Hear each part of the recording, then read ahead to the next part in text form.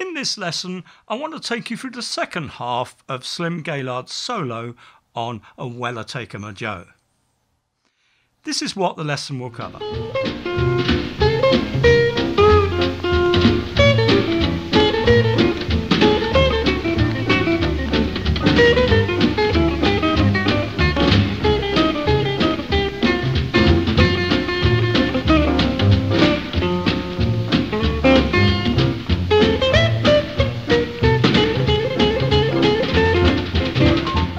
We start off playing over the chords from the B section. So our first lick is a descending A7th arpeggio, a first inversion A7th arpeggio, based on the D-shaped chord. I always find this an easy shape to recognise. I think of it as a diamond shape, with the root note here at the tip of the diamond, if you like. So that's our major configuration, that's our 7th configuration. So in this case, we just trace the diamond and then add this third note here. That's the third from the scale of A.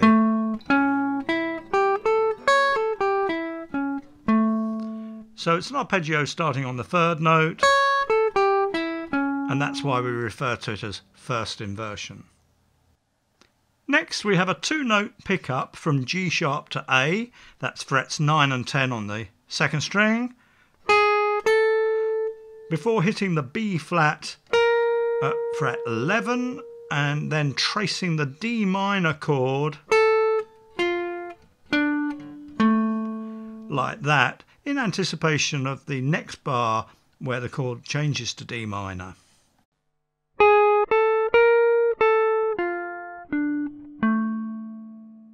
So that first line again.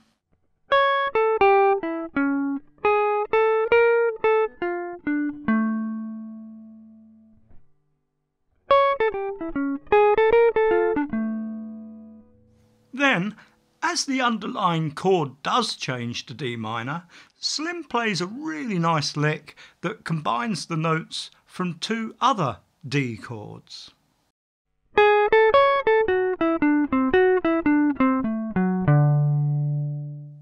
So the lick starts with the same 2 pickup notes as we used on the previous lick, the G sharp to A on the second string there, frets 9 and 10, and then we trace this chord shape,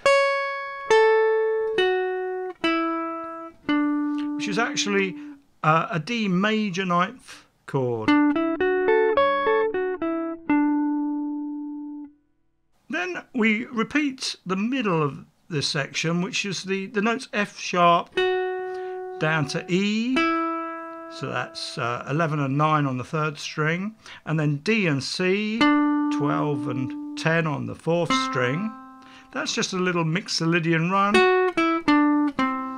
D mixolydian mode, and then we link into a D 7th chord, D dominant 7th.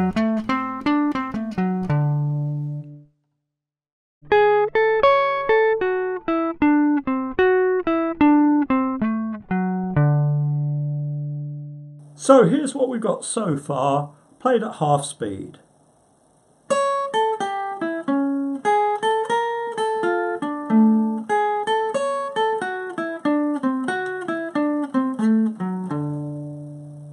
For the next line, we head off on a very striking descending chromatic sequence of minor triads.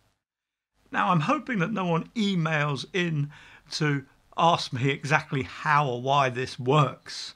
I only know that when I first heard this solo, this was the part of it that really jumped out at me.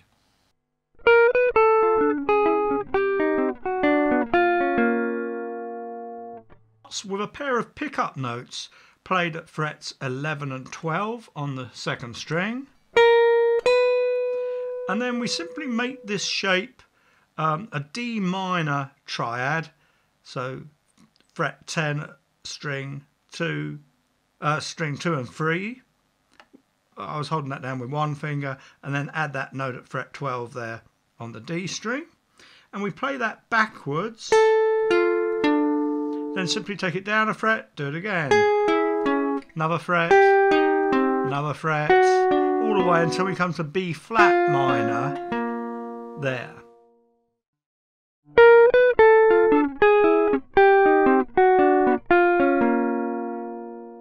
Then it's on to the next idea, which we could say is based on a C natural minor scale.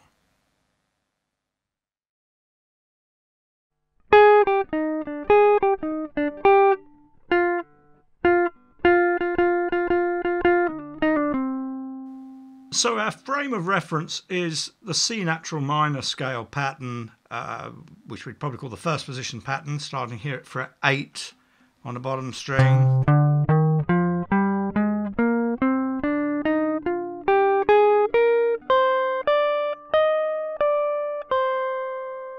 And from that, we're using this little group of notes, starting at fret 9 on the second string, down a semitone, jumping across the string there at fret 8, and then down another semitone on that third string to fret 7. So he plays that twice, and then a pair of staccato notes played from fret 8 again on the second string, down to fret 10 on the third string, and there you see I switched my little finger there. We then play that note again as a pickup, and then into the next bar where we play 3 pairs of swung eighths on that same note, then a triplet run down those 3 notes there at fret 10, 8 and 7, and then we come back to fret 8 and pull off back to 7 and end up down there at fret 10 on the 4th string at the C note. So altogether those 2 bars.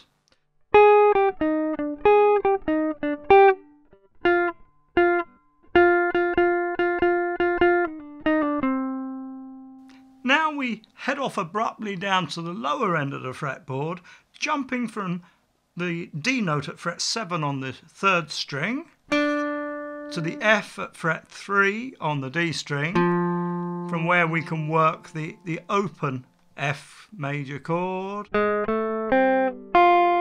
So that lick.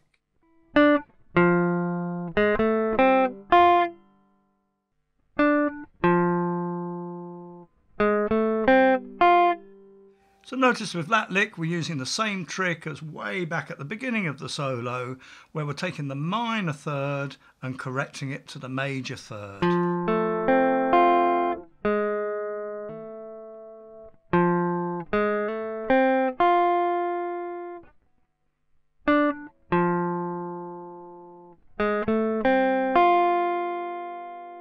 To start the last line, we make a brief visit to the D-shaped F chord before adding the note C to complete an F triad, F, A, C at fret 8 there, sliding up to E at fret 12, coming back to the D.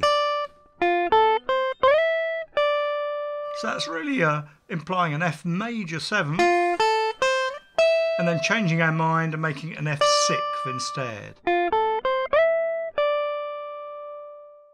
Then we play these 3 notes from out of the F major scale, starting at C at fret 13 on the 2nd string, down to B flat at fret 11 and A at fret 10, before launching into a lick based on the A-shaped F chord, but again starting on that minor 3rd note, in this case the A flat at fret 9 on the 2nd string, sliding it, adding the C on the top string, and we're doing that 5 times in total, and then finishing with just a pair of notes jumping down from the A to the F. So those last 2 lines again, played slowly.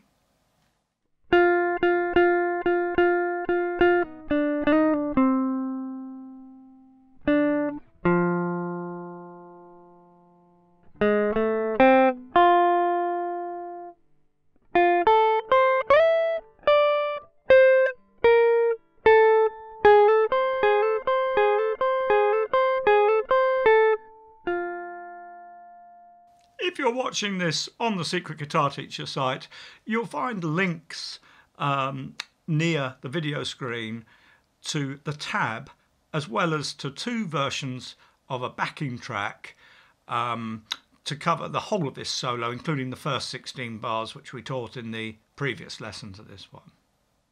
I've made these backing tracks at slow tempo and at full tempo to help you with the learning process.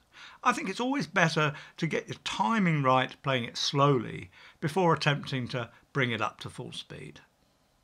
Well, thanks to Gregory for first asking me to work out this song. I've really enjoyed working on it, and I hope you enjoy learning this brilliant little jazz guitar solo. There's a great deal to learn from it to help develop your own improvising style, I think. See you again soon.